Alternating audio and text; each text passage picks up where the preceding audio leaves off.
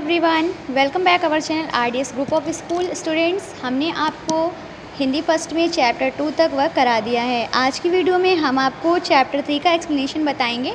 So open your book, page number 15। So listen to me everyone very carefully students. यह आपका 3 chapter है जिसका नाम है म्याऊं म्याऊं। म्याऊं म्याऊं का क्या मतलब होता है? मतलब म्याऊं में होती है आवाज़। आवाज़ किसकी होती है? कैट की। कैट कैसे बोलती है? म्याऊं म्याऊं। तो आइए स्टूडेंट्स, अब हम बताते हैं ये कविता जो है इसमें क्या है।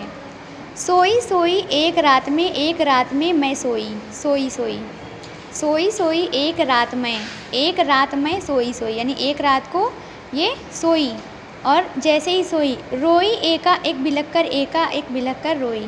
तुरंत ही रोने लगी। कौन रोने लगी? कोई बच्चा रोने लगा। रोती क्यों ना मुझे नाक पर, रोती क्यों ना एका एक बिलख कर रोई, यानी जैसे ही वो सोई और तुरंत से बिलख कर, यानी बहुत ही दुखी होकर के चिल्ला के, बहुत ही मतलब अंदर से इसे दुखी भावना से क्या होने लगी? रोने लगी। रोती क्यों ना मुझे नाक पर, रोती क्यों ना मुझे नाक पर, मुझे नाक की एक नोक पर काट गई थी चुईया चूंटी, चुईया काट गई चूंटी भर। यानी क्यों रो रही थी वो? क्योंकि उस जो बच्ची थी, यानी जो बच्चा था, उसके क्या हुआ, उसके जो है नाक पर क्या हुआ, एक चूहा, एक छोटी सी चूहा, यानी चूहा जो ऐसे होता है वैसे छोटा सा चूहा जो था, चूहा थी, वो क्या हुआ उसके नाक पर काट गई। छोटी सी जो नोज़ होती है ऐसे, उसके ऊपर छोटा सा काट के चली गई। आइए देखते हैं स्टूडेंट्स क्या होता है आगे। सचमुच बहुत डरी चूहा से सच बहुत डरी मैं, यानी जैसे वो चूहा आई उससे वह बहुत डर गई।